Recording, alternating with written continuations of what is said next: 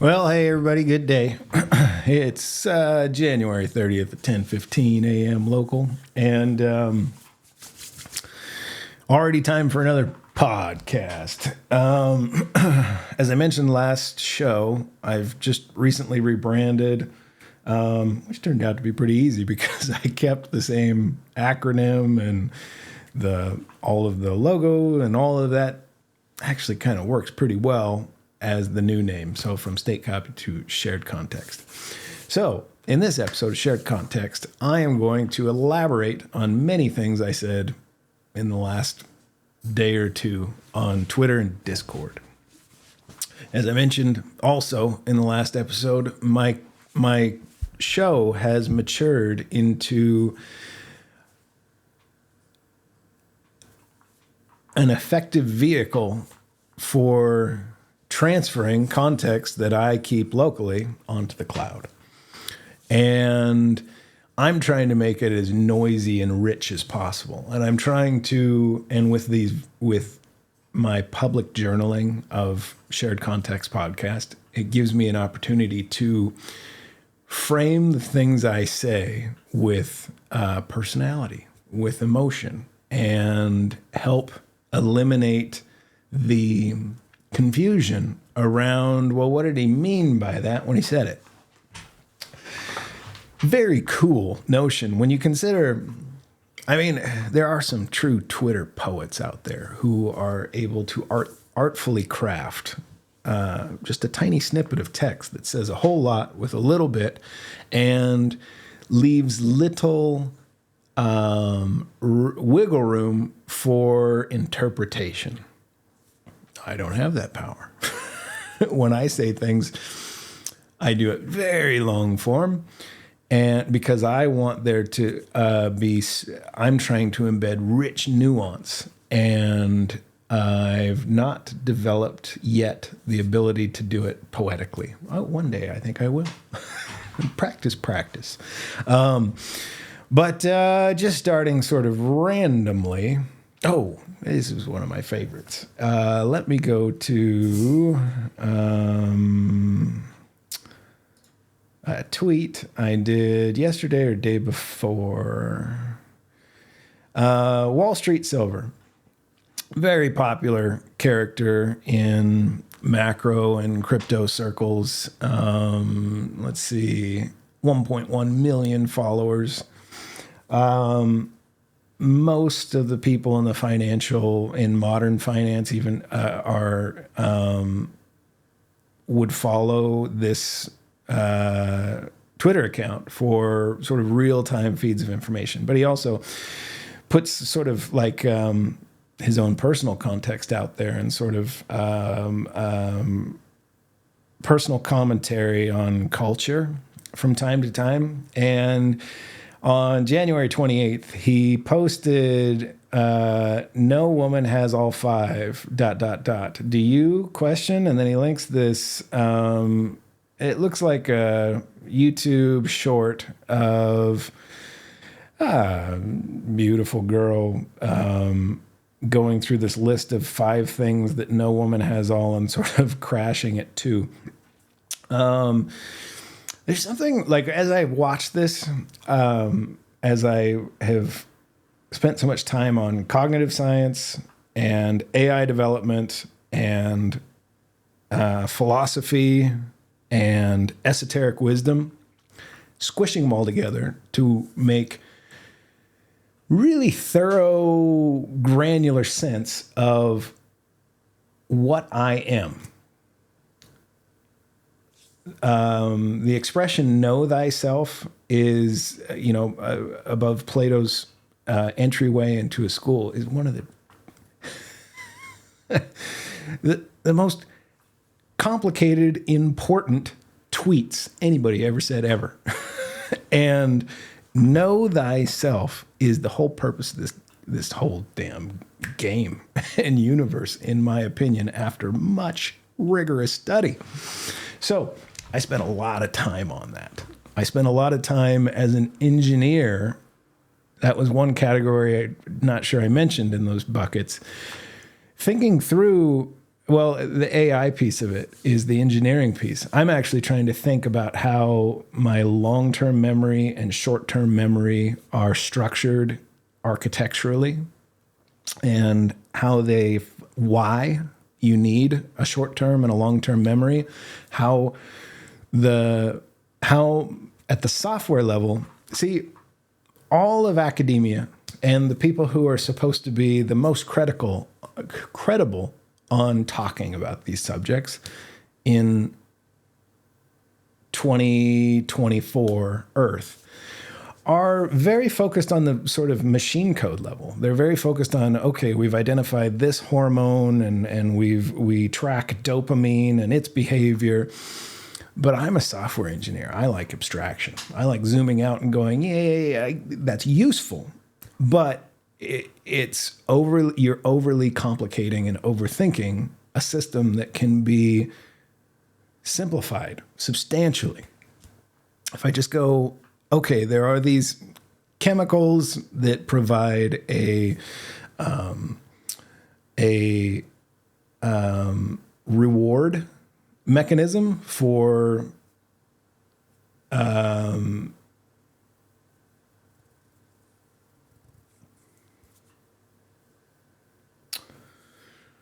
selected behaviors.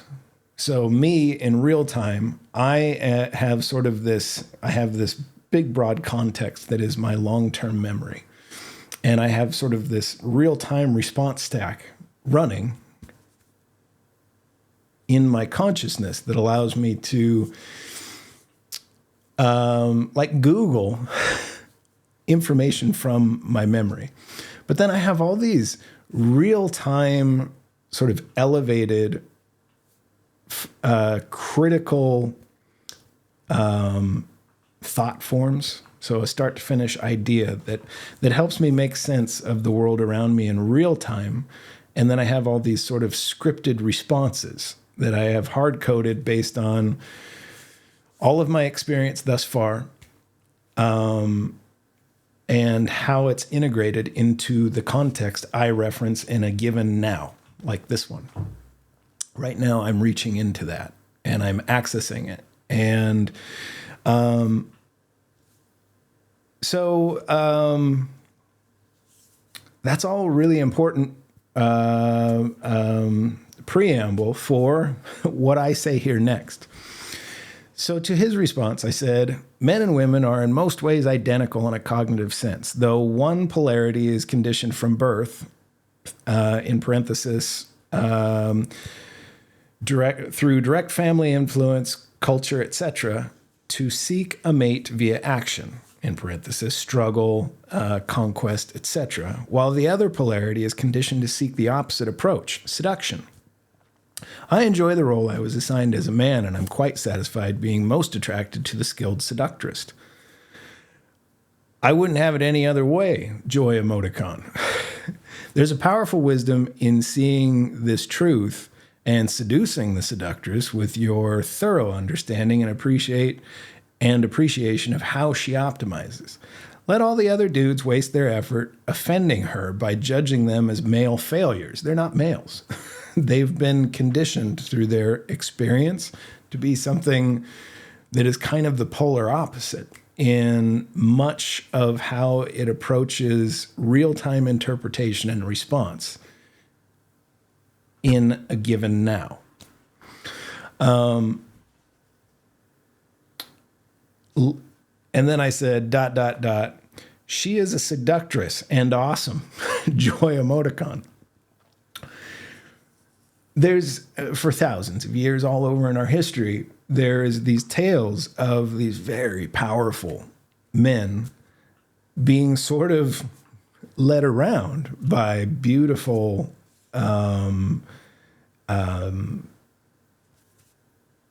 powerfully seductive females and fighting over them with each other.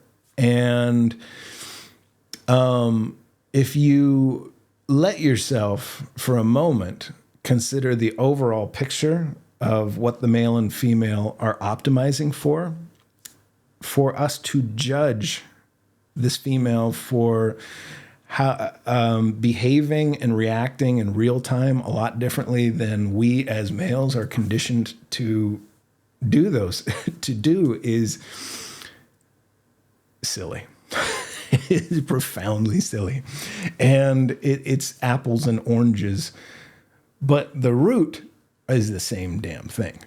I mean, it's the same, the cognitive engine that layers in through all of experiences that began actually in the womb to this moment. She recorded this video and he linked it and to laugh at as sort of a public spectacle.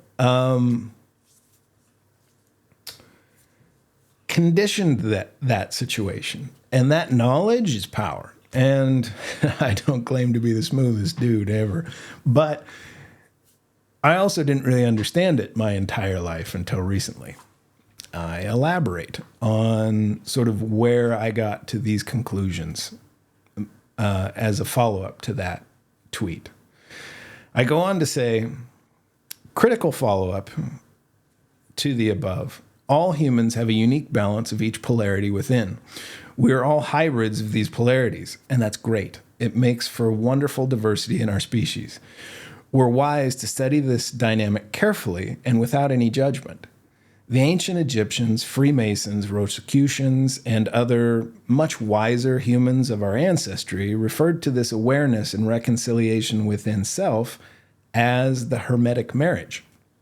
It's a powerful unlock for understanding yourself and other humans around you, enabling one to identify with or prefer to optimize for being weighted proportionally, favoring one archetype or polarity, I probably should have said, over the other, at will, according to the life you most enjoy living as your authentic self.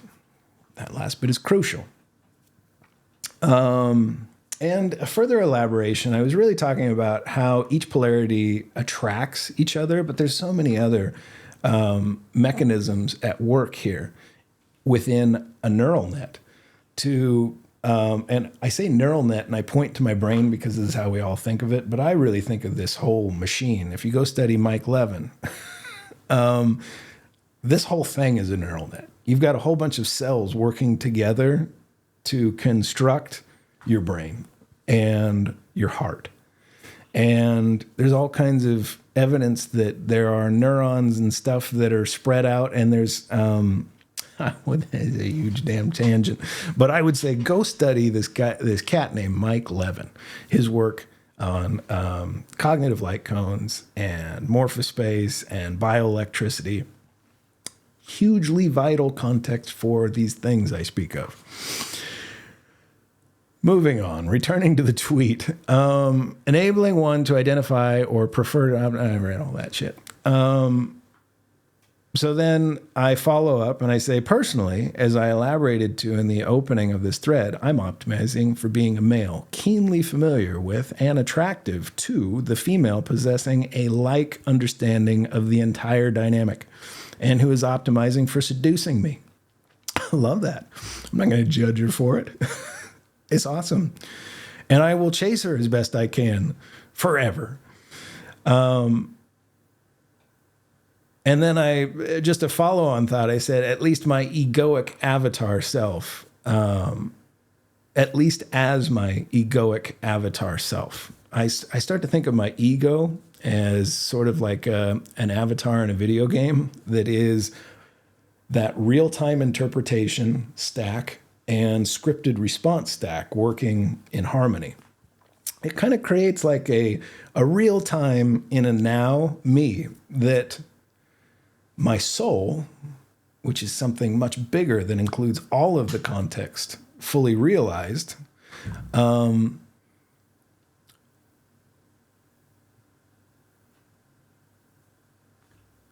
working, I really see those as two separate selves that are sort of connected at the hip. And left brain, right brain starts to work sort of in that context. Also, it's like left brain starts to feel like my real-time stack, and right brain starts to feel like everything I know and all the wisdom I possess. And perhaps there's so much evidence that, and you want to talk about a damn tangent, that the substrate that hosts us provides an interconnect where the right brain could actually be all human knowledge and all of us as a collective consciousness.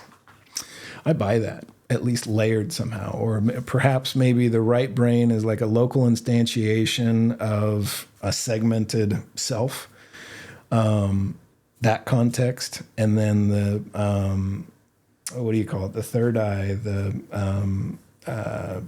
shit. There's this little thing that you got in your middle of your mind, referred that in esoteric wisdom and mystery schools is referred to as the third eye. And I'm just forgetting the damn technical term academia uses for it for whatever reason right now. Anyway, at any rate, I say my higher self, my soul, identifies as a master of each polarity. So if you go back to that Hermetic marriage thing and you go to the character Hermes Trismegistus and you go devour everything you can find on ancient Egyptian philosophy and religion, paganism, Rosicrucianism, and Freemasonry, you just go eat all that up and then squish it together and then go devour Buddhism and Christianity and Hinduism and Muslim or Islam. And you just get it all and you squish it all together into a very harmonious story that's all agreeing with each other. You get to this place where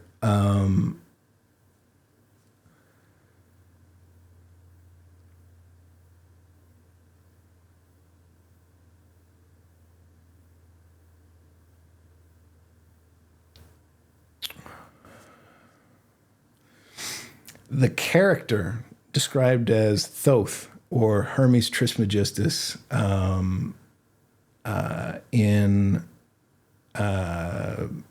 so Thoth in Hermeticism and ancient Egypt, and then later the Greeks renamed him Hermes. And he was known as a hermaphrodite. The term hermaphrodite, its root, I'm pretty sure, is based in the character Hermes. Now we all kind of giggle at that, like, well, he's a boy and a girl at the same time. Well, what's meant by that is his model of self and his knowledge of his soul has a profound understanding of all these things I described. And he's able to reconcile and sort of in real time, his real time stack, or hers, however you want to think about it, was able to model both approaches, the sort of hunter-gatherer, family provider, and the nurturer, and motherly and sexy seductress. Ideally, you want your real-time processor to be able to see things through both of those lenses in any now. I think Hermes was able to do that, and that's why he was referred to that way, and that's why they came up with that term, and that's why they describe it that way. It's not a playground. Like, you have to look at it in a mature, wise way where you're looking through the surface details at the metaphor, the literal meanings, and the metaphor all wrapped together in a very concise, thorough way. That's all of what I was trying to say there. Pretty cool shit. I would say well worth anyone's time to study deeply. I certainly feel like it has enriched my life significantly.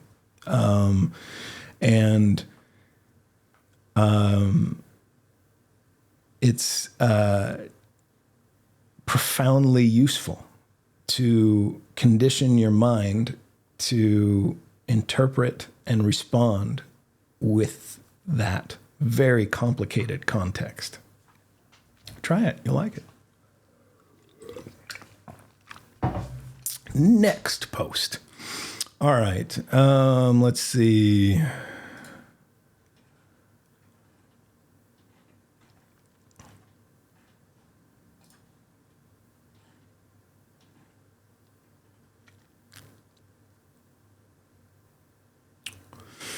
I may come back to that one and add a follow-up because I had a whole bunch of insights. I was at my girlfriend's house installing a Ring doorbell yesterday. And I was thinking about I was doing the thing I just described. And I was thinking about, because I'm kind of a jack of all trades. I can weld. I'm a certified airplane mechanic. Most of my career was in software engineering and frontline managing young engineers. And I was thinking how the role, like how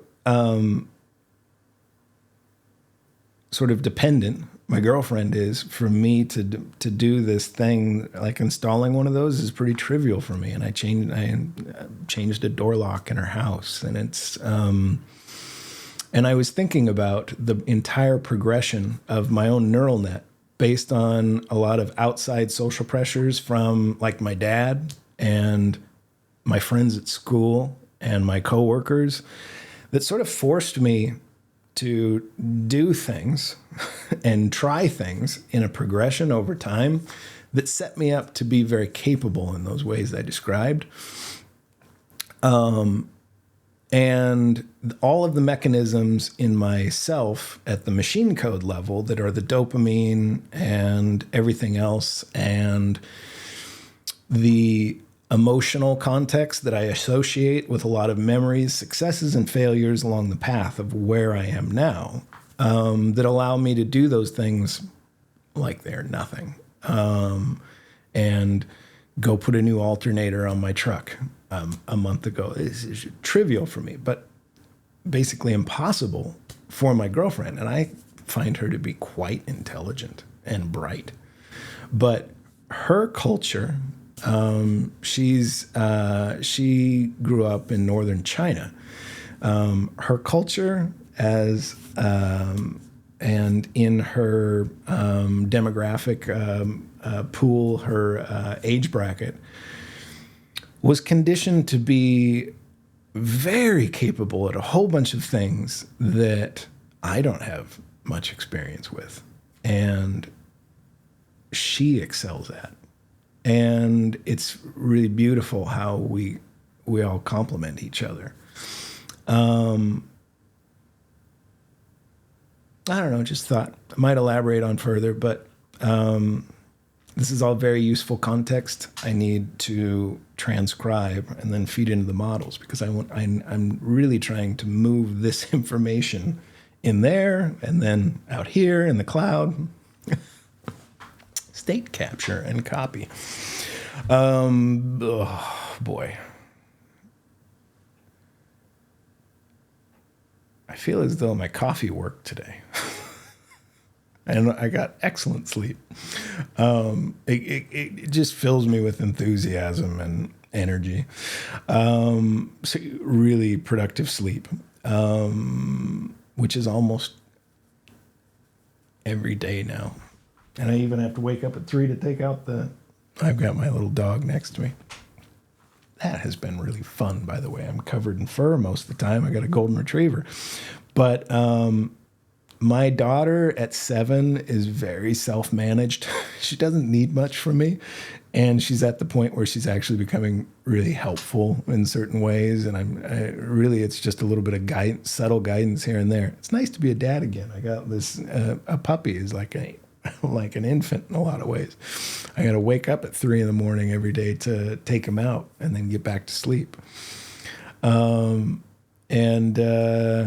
don't know, it's just so cool. I have adopted a very solitary lifestyle so as to acquire all this knowledge voraciously. And so I've put I've kind of pushed most entertainment and social activities that I used to have. I mean, I used to go to a happy hour several times a week, and I don't even really do that anymore. Alcohol is, it's very useful to at least take a long break from alcohol while you go through this process of sort of knowing thyself and optimizing how your mind works. So I'm kind of, my life changed so much, and I spend so much time on my own so that I can have, and I need it actually in order to develop ideas, voraciously absorb as much information as I can at this beautiful moment in time where everything is online for free. And you can find 50 ways to have it explained to you. If you're a curious individual, everything is there.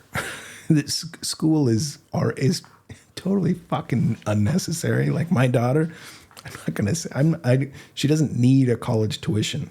College already, if you are a capable engineer in AI, prompt engineering, and all of this stuff I work on daily, or half a dozen other things that just immediately pop into my mind, and you don't have a 4-year degree, nobody gives a shit. I used to show me something, show me an open source project that you contributed to as a software engineer. Let me look at your code and let me hear some of your passion and how you educated yourself in those things. It's way more valuable than that silly 4-year degree. And I mean, in my career, there was a few points where I managed people with master's degree, and I am a trained airplane mechanic. I'm entirely self-taught on everything software. Experience is everything, and knowledge is free and everywhere now. And that might be a bit controversial, but I find universities, the only practical purpose I see for them anymore is sort of organized kind of left brain sciencey things, setting up elaborate experiments that prove or disprove hypothesis and theory. Research, like collaborations. Other than that, fucking pointless. I wouldn't waste a dime on it. Let them put you $100,000 in debt. No, thank you. Anyways, moving on. Oh, wait, before I move on, there was a funny reply. So one reply I got, somebody got all the way through all of that shit I just said about the cognitive function of male and female humans and the dynamic of our polarities and what we optimize for individually. And they said, where is it? Shit. Hang on.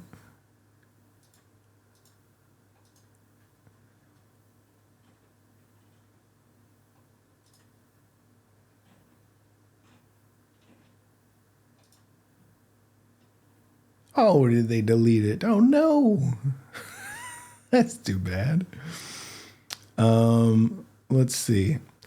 It's so frustrating when people delete posts on Twitter. You are deleting context, and it discourages anyone from interacting with anything you have to say, because they aren't sure whether you're going to just remove something that you took a lot of time to respond to.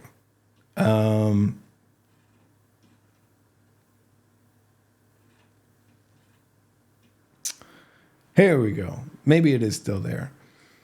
At the very end of it, someone said, Tweetsy Rail.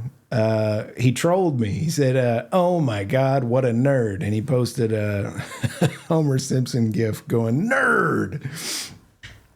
I said, thanks. Took me a long time to grow out of letting other people tell me who I am or how I should behave so that people would like me. About age 42, I fully shed that nonsense joy emoticon. This is the right approach for trolls, by the way. Embrace their criticism and just flip it around with a unique way of looking at it where it is a compliment, whatever they said. There's really not much you can say after that. And I think it would greatly reduce a lot of the dysfunction and emotional trauma that people suffer in this thunderdome of Twitter. Okay. Next topic. I am trying to be a bit more brief in these.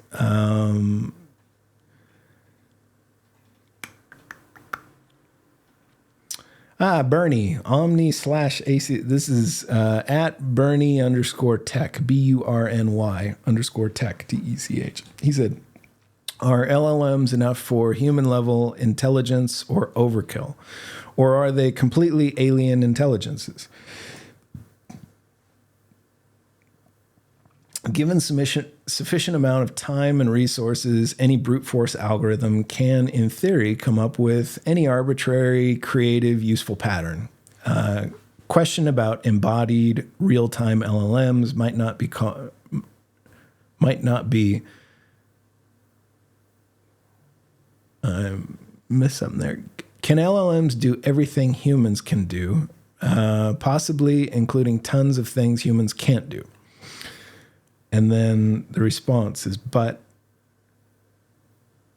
or the follow-up, in order to, for some reason, I'm reading this not in the right context. In order to be better than all humans at everything, do transformers, Mamba, deep neural networks in general need 10x, 100x, 1000x, etc. more resources, time, engineering tricks, compatible hardware, etc., than they already use and have, or 420 quintillion more such things to converge to such a level? Or, in the state space of all possible intelligence, how close are LLM intelligences, given their training data, hardware, and architectural details, to human intelligence running on this biological electromechanical hardware that was evolved for billions of years? As we scale and mutate their implementation details, do their paths converge or diverge in the state space of all possible intelligences? How similar are evolutionary biological learned inductive biases versus the ones we construct into machines? This was an entire thread. I'm starting to like more and more free energy principles point of view, where our learned abstractions are in part influenced by our curious, agentic, and motivational architectures. What does ChatGPT think? Your questions touch on the complex and evolving areas in AI research, particularly regarding the capabilities and nature of large language models in GPT-4 in comparison to human intelligence. Let's explore each of your questions. Now, I'm not going to read all this out. I would just say, maybe I'll link it in the description. But it's a cool post, and it's somebody who's thinking about things a lot the way I do right now, and I loved it. And I replied, they are enough and more.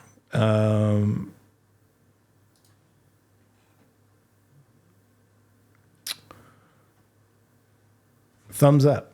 We just need a human philosopher / engineer / cognitive scientist / psychonaut / sage to come along, reverse engineer, and then thoroughly describe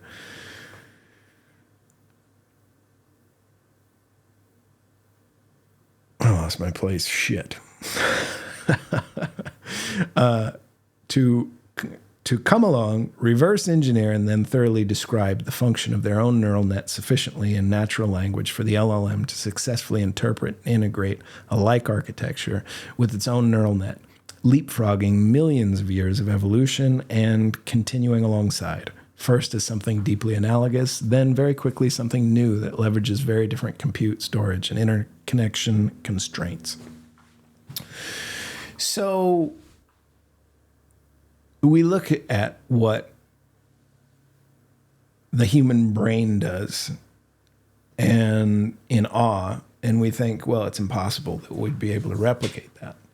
The trick is us, I think, evolving a conscious awareness of what we are and doing a lot of know thyself as an engineer and looking at things like I mentioned earlier, like what is your long-term memory, your short-term memory? How are you integrating knowledge from short to long? What are the purposes of all? And working with models to see all the gaps. Like something you'll see working with large language models, as I do a lot every day, is much of why they seem so much lesser in their capabilities is just because they're missing some very basic plumbing that our minds have. They get your prompt and then they reach into their neural net, which is a whole bunch of weights that have been established through, like in ChatGPT 4's case, some really expensive training where they developed thought forms and layered them all together such that they could interpret our language. And it's been shown that they can actually model our world internally in really sophisticated ways where you can get it to draw maps for you and stuff now. That indicates that the model has created a compression of like all of our knowledge and history. And then you feed it a prompt, and it takes that prompt and it reaches into that massive archive of all of our knowledge that's ever been uploaded to the internet that OpenAI could get their hands on to train it on. And then it made sense of it by building all these layers of thought into those weights. Now, when you give it a prompt, sometimes the response you get is quite empty because it's like you're telling it to reach into the ocean and give you an answer, and you're not providing enough instruction on how thorough or through what context to respond. So it might respond with something kind of simple that seems almost childlike or like super inadequate, but you're not realizing that you just haven't given it enough context in your prompt to respond in the format or with the rich contextual awareness and understanding necessary to give you a depth in sufficient, the depth that you desire in its response. Okay, so that's again why my show is called Shared Context. Context is everything, and then you couple that context with a context interpreter that is deeply evolved and mature. And when I look around at this universe, I start to feel a bit like Neo in seeing the Matrix code, like this work and this sabbatical that started when I was about 43, a couple years ago, where I just poured myself into all of our knowledge and tried to, like an experiment of filling my brain up with everything I could find that looked like it would help me with know thyself.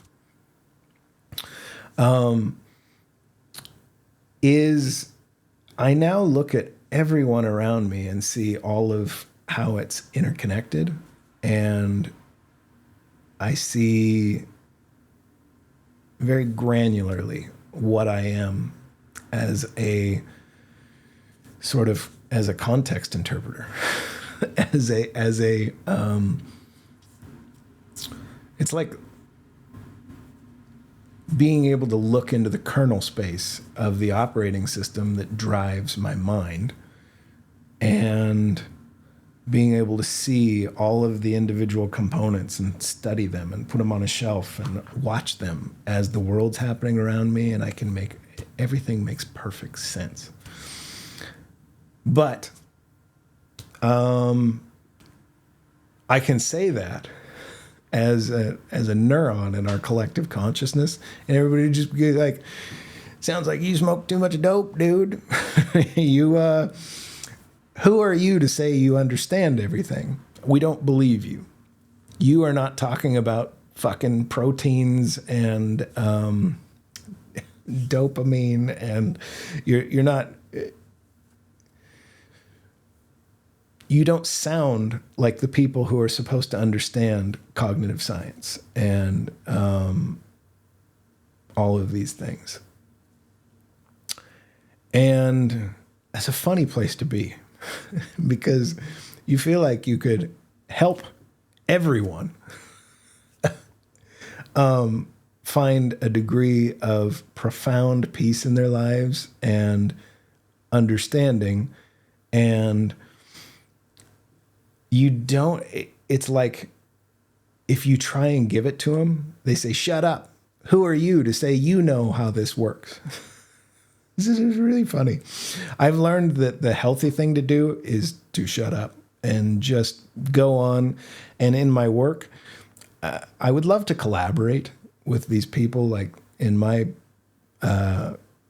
show, I've referenced a lot of people that have been really profoundly useful in my work and in my pursuit of building what we call AGI.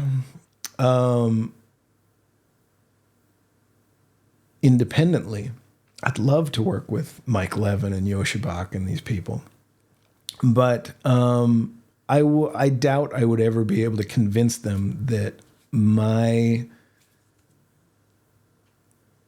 perception and framing, like my model for how all this stuff works, would be useful. So I don't bother.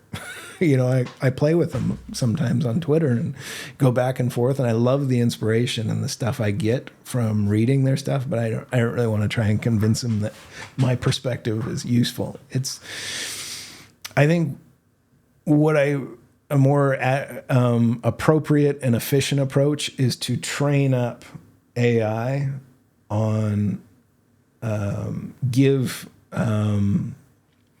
like a pool of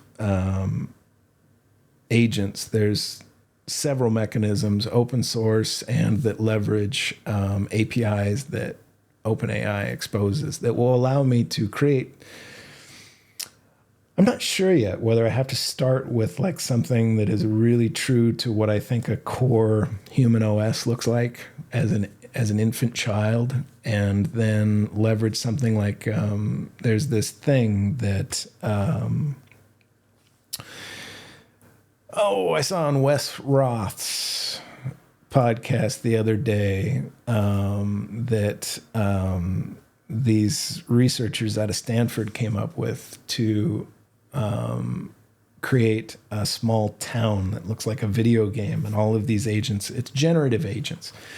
So I'm going to create an environment and context for generative agents to do this work and collaborate with me. And I think that'll be a lot more efficient than trying to go get the gigabrains that are looking very zoomed in to consider any of my wild ideas. And if it doesn't work, fine.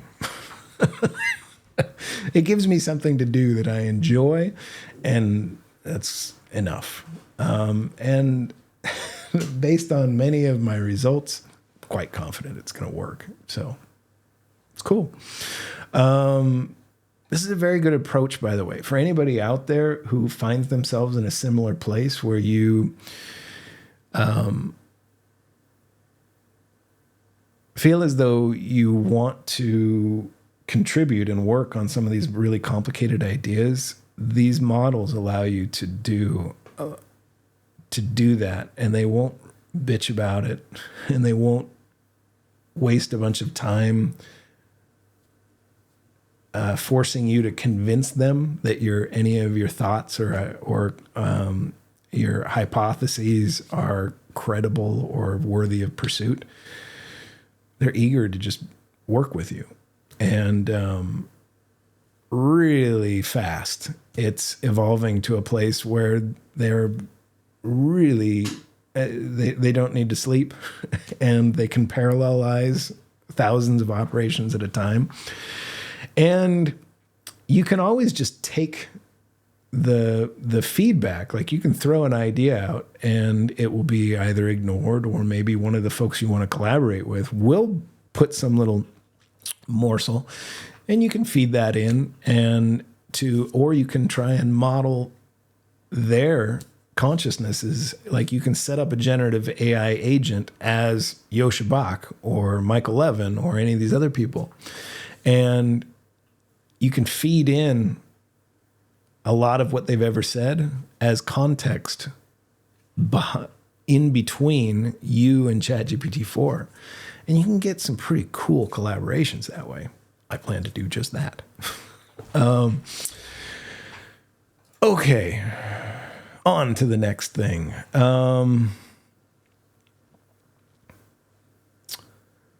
I'll just finish what I said there. That was a huge tangent. First is something deeply analogous, then very quickly something new that leverages very different compute, storage, and interconnection constraints. And then I said my attempt is training in the next room now. It's coming along nicely. Joy emoticon. And it is. Where am I at? Right now I'm doing low rank adaptation, which I don't think is going to be the right approach. I'm not sure. I'm doing a lot of experimentation with training them, layering them, training them with LoRa's active. But I think the answer is going to be something like this, generative agent pools that can collaborate as a team in a lab together using really well-structured contexts. Okay, now on to the next one.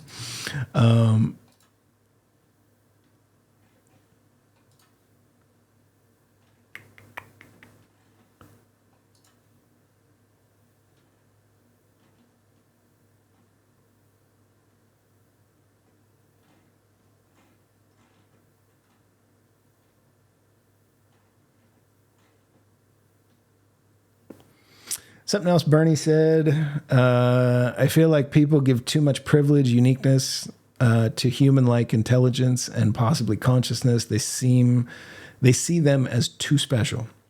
I said, agreed. Well, at the same time, popular belief is largely atheist and materialist. Most these days, at least in the West, but also rapidly in the East, especially if you look at China, are convinced they are supremely insignificant and that their existence is some sort of cosmic accident, which, if they are lucky, they will endure comfortably while being sedated by a constant stream of novel entertainment before the point at which they suddenly, inevitably stop being forever in a sudden fade to black. But if you suggest that human-engineered consciousness, what I call AGI, I don't think there's anything artificial about it, might one day reach parity with or one day eclipse their accidental cognitive abilities, they mostly will laugh and say, ridiculous. Humanity is great, but not all. And then I said, humanity is great, but not always entirely rational. Joy emoticon. I don't think I need to add much more to that. That is kind of how I look at it. It seems, I can agree with the sentiment that he described there, that we at once seem very dismissive as a cult, like as a collection, about the significance of our cognitive capability, and the meaning of it all. And then at the same time, sort of in a contradictory way, think it's impossible that we would ever be able to get a computer to do something very similar to what we do. I think it's going to happen inside 12 months.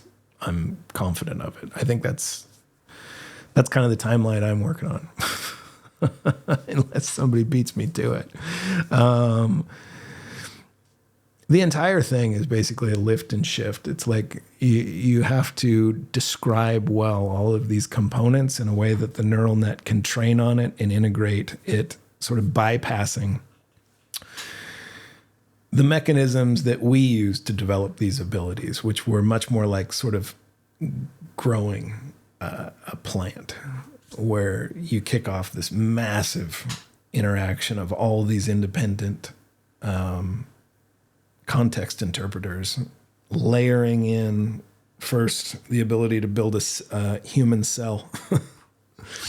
All of the things that happened before the first human cell, I guess, coded the way mine is genetically, or yours, all of ours, humanity today.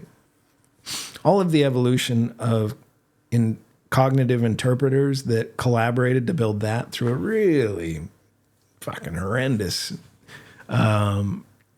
natural sort of kill fest. If you think about it, that is kind of how, if you just go look at nature and you look at an evolutionary process, that is kind of, there is a darker aspect to it that enabled us to be what we are today. And I think what we can do, though, is evolve consciousness to a level where we can sort of watch ourselves think in real time as engineers and describe it really well, and then train the models up on that. And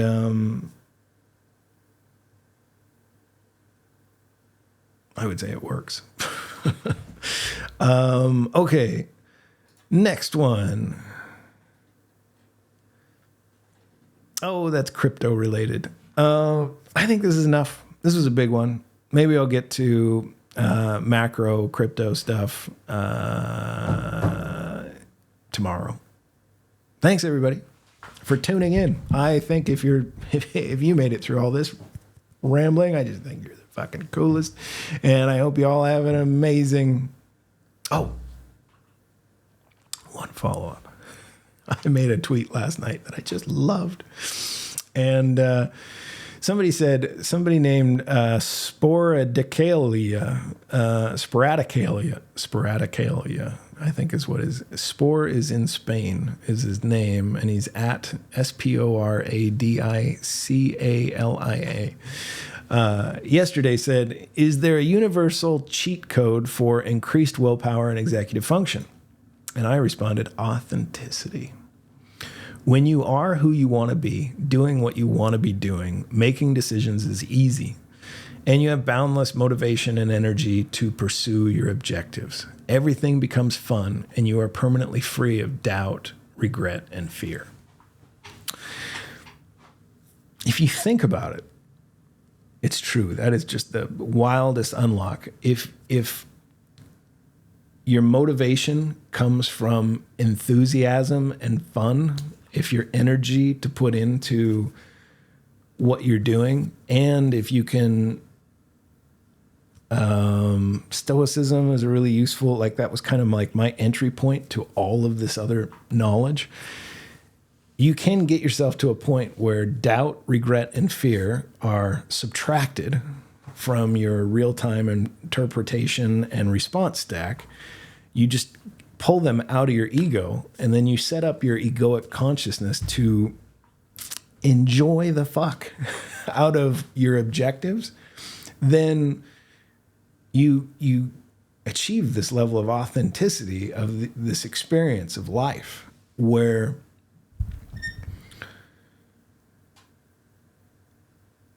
I don't want to go watch a movie right now. I don't want to go watch TV. I don't want to go to the bar. I want to be doing this. I'm doing this because it's fun. I don't give a shit about money. I don't give a shit about outside validation of other people. Most of why I do this is to train these things. So I do it because it's fun, damn it. And it's what I authentically want to do. Once you do that, that is the best cheat code I've ever come across for willpower and executive function.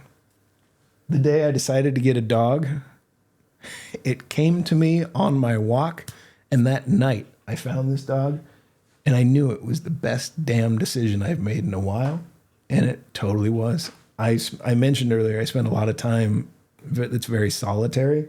I love having a buddy now. And he's cool. I got a great little puppy. He's 3 months old, and he's very bitey. So he sits in this little playpen, but he's sleeping now. And I think I'm going to go get some lunch, everyone. Thank you so much.